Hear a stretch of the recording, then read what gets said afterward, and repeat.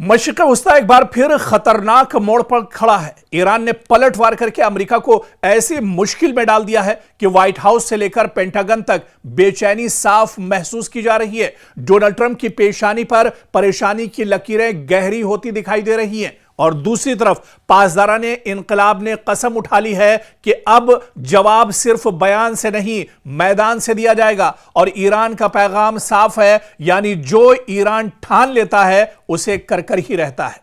अमेरिकी हमलों के बाद ईरान की जानिब से जिस लहजे में रद्द अमल सामने आ रहा है वो सिर्फ एक मामूली बयानबाजी नहीं बल्कि एक बड़े इलाकाई तसादुम की घंटी भी साबित हो सकता है। ईरान के ताकतवर फौजी ढांचे यानी इस्लामी इनकलाबी गार्ड्स कोर IRGC से वाबस्ता बयानात आप देखिए। अमरीकी अड्डों को निशाना बनाने की धमकियां दी गई हैं और तेहरान की जानिब से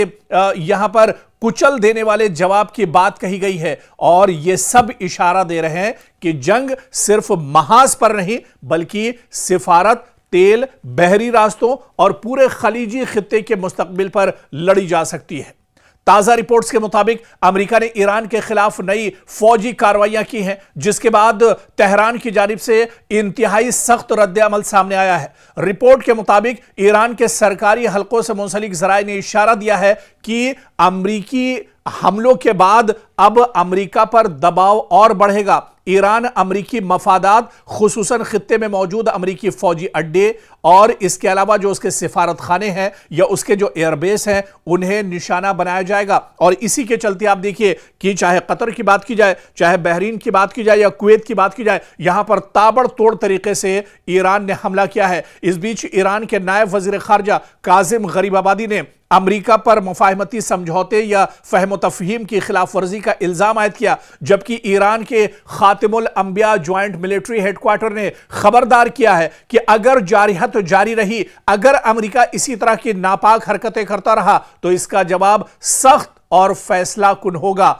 और पूरी मजबूती के साथ इसका जवाब दिया जाएगा। इस बीच IRGC ने कहा है कि सिर्फ एक फौजी वो फोर्स नहीं है बल्कि एक मुकम्मल स्ट्रेटेजिक ताकत है और यह इदारा ईरान के मिसाइल प्रोग्राम, बैरूनी महाजों पर इत्तेहादी ग्रुपों के राब्ते और हसास अस्करी ऑपरेशंस में कलीदी किरदार रखता है। और उसने कहा है कि उसकी निगाहें और उसकी नजरें दरअसल अब पूरे मशरिक़ वस्ता पर टिकी हुई है और जहां जहां मशरिक़ वस्ता में अमेरिका के मफादात हैं, अमेरिका की तंसीबात हैं, अमेरिका का इंफ्रास्ट्रक्चर है, अमेरिका के एयरबेस हैं, अमेरिका के सिफारत खाने हैं,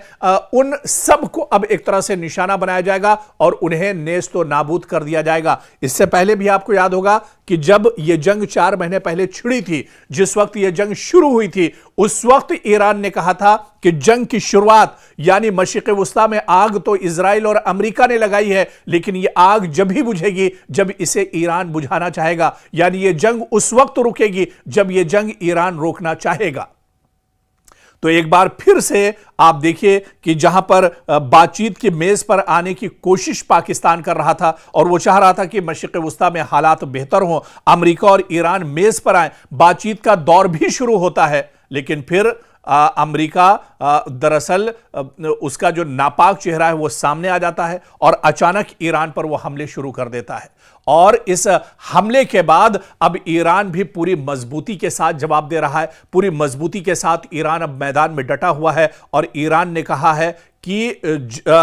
जितने हमले अमेरिका की तरफ से दिए जाएंगे उससे बढ़कर और उससे मजबूत